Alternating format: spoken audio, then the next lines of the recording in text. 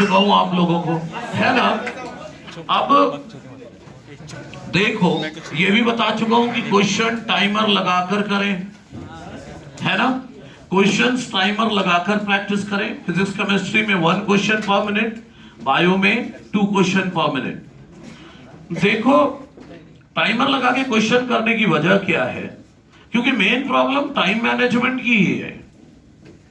क्योंकि अगर ये जो माइनर आप 200 मिनट में देते हो, इसके लिए आपको 5 घंटे दे दिए जाए तो सारी जनता के कम से कम 70% से तो ऊपर ही आएगा, है कि नहीं। 70% से ऊपर तो सबके आएंगे। तो प्रॉब्लम कहां आ रही है, टाइम की। तो अपन को यही सीखना है, परफॉर्मेंस कैसे देना है अंडर प्रेशर।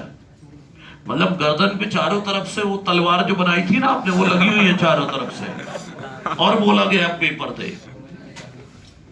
तो उसमें अपना कूलनेस बना के रखना है और पेपर देना है। तो वो तभी अचीव होगा जब आप घर में क्वेश्चन को टाइमर लगाकर प्रैक्टिस करेंगे। देखो, अभी आप 3 हफ्ते में 1 बार जाते हो, क्या फील करने, नर्वसनेस, प्रेशर फील करने। हर 3 हफ्ते में 1 संडे जाते हो।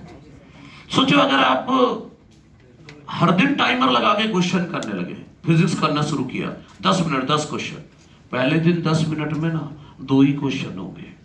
लेकिन टाइमर बार बार देखते रहो, जानबूझ के नर्वसनेस क्रिएट करो। टाइमर जानबूझ के देखो, हर 1-2 मिनट, अरे 3 मिनट हो गए, 3 क्वेश्चन हो जाने चाहिए, अभी मेरा पहला ही चल रहा है। तो ये जो हड़बड़ाहट है कि मुझे 10 क्वेश्चन 10 मिनट कैसे अचीव करूं, तो ये जो हड़बड़ाहट है ये रोज करना है। तो रोज ये नर्वसनेस फील करोगे तो आने वाले दिनों में इसके लिए आप इम्यून हो जाओगे और स्पीड तो बढ़ ही जाएगी। और अगर सोचो आपकी स्पीड है 1 क्वेश्चन पर मिनट फिजिक्स में, केमिस्ट्री में, बायो में 2 क्वेश्चन पर मिनट, तो आपको फुल कॉन्फिडेंस रहेगा कि 200 मिनट में 200 क्वेश्चन है, 180 करके आना है, टाइम की कोई कमी नहीं आएगी। तो ये हड़बड़ाहट में जो गलतियां करते हो ना, इनकरेक्ट था करेक्ट पढ़ लिया, ये सब गलतियां क्यों करते हो, क्योंकि आपको डर रहता है कि टाइम पूरा ना हो जाए, क्वेश्चन रह जाएंगे। तो वो कूलनेस आप लूज नहीं करोगे। एक तो ये वजह है।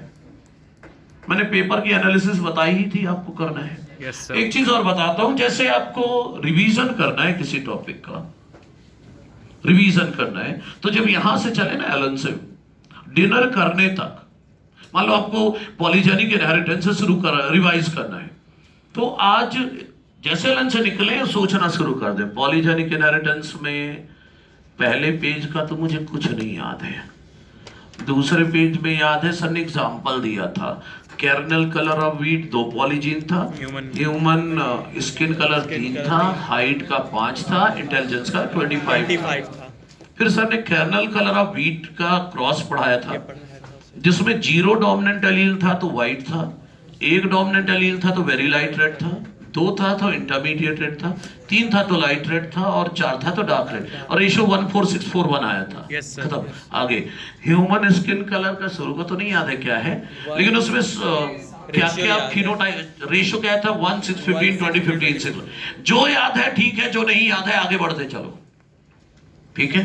ये कब करना है, एलन से निकल कर डिनर करने तक। इसके बाद पढ़ने बैठो ना, सर इससे फर्क क्या पड़ेगा, इससे फर्क ये पड़ेगा कि आपको ये पता चल चुका है कि क्या आपको याद है और क्या याद नहीं है। अब ब्लाइंडली बैठते हो ना, तो एक एक लाइन को 4-4 5-5 बार पढ़े जा रहे हो, याद आ जाए। अरे रिकॉल कर लिया तो ये पता चल गया क्या याद है और क्या नहीं याद है। तो जो याद है उस लाइन को आप एक बार पढ़ के आगे बढ़ जाओगे, जो नहीं याद है उस पर टाइम दोगे, तो रिवीजन में टाइम कम लगेगा। सही है। दूसरी बात, दिसंबर तक 11th 12th दोनों लेके चले हैं, और 11th तो बहुत अच्छे से तैयार कर ले दिसंबर तक में। 12th तो पढ़ना ही है, 11th को दिसंबर तक में अच्छे से तैयार कर ले।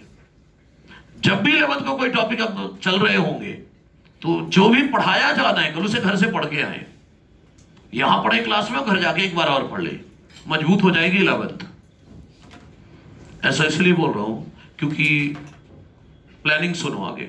11 12 तक, 11 12 दोनों पढ़ना है दिसंबर तक।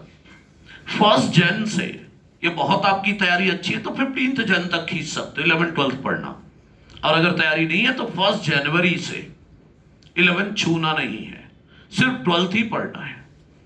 पूरी जनवरी, पूरी मार्च और 15-20 मार्च तक, पूरी फरवरी और 15-20 मार्च तक, अरे जब तक बोर्ड एग्जाम है तो 1 जनवरी से लेकर बोर्ड एग्जाम खत्म होने तक केवल 12th ही पढ़नी है।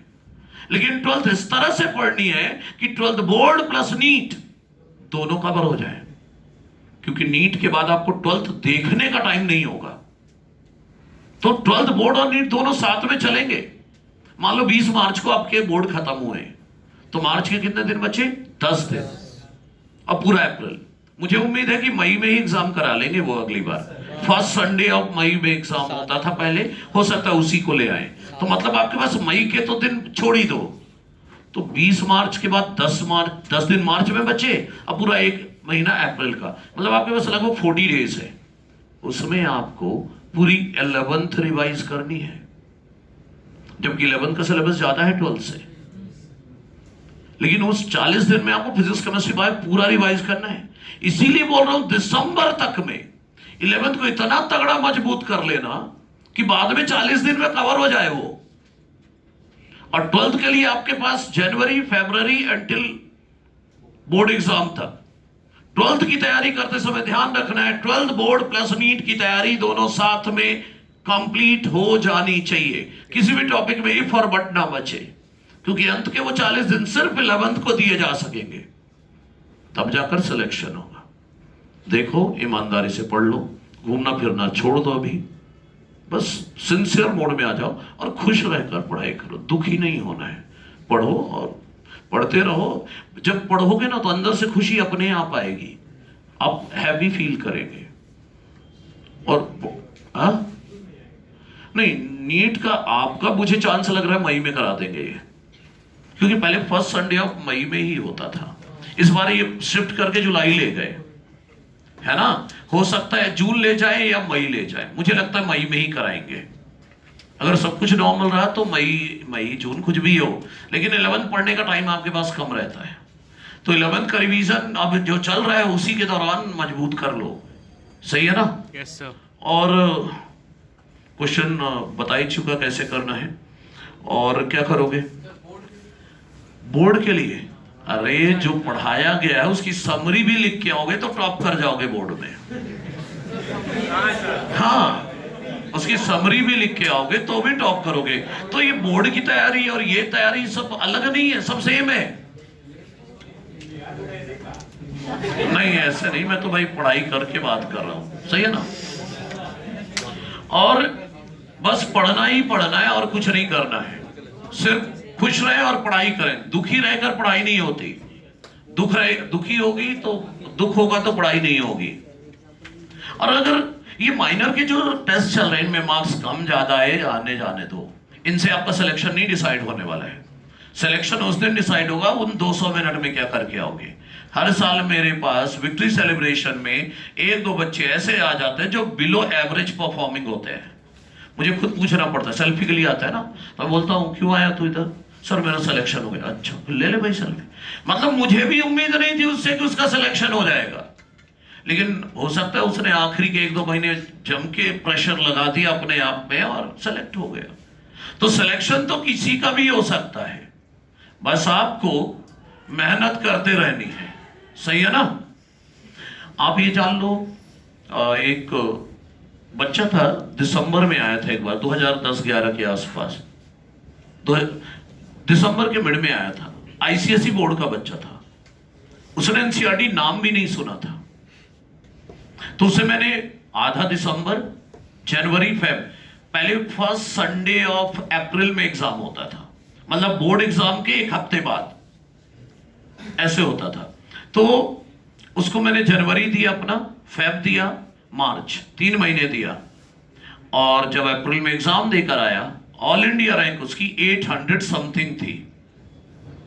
मेहनत कितने महीने की? 3.5 महीने की बस।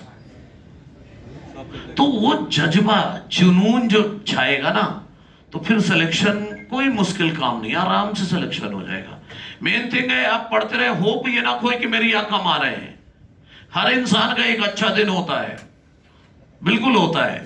तो हो सकता है वो नीट वाले दिन हो, तो हो सकता है उस दिन वही वही करो आप जिससे आपका सिलेक्शन हो जाएगा। तो किसी के बारे में कुछ नहीं सोच रहे हैं, अपने बारे में ये नहीं सोच रहे मेरे तो इतने नंबर आएंगे, होगा ही नहीं। उसी दिन कमाल हो गया तो कर सकता है कोई भी। तो पढ़ते रहो, है ना, and all the best. Thank you so much sir. कोई डाउट हो मुझे कांटेक्ट कर लीजिएगा, है ना। ओके यार।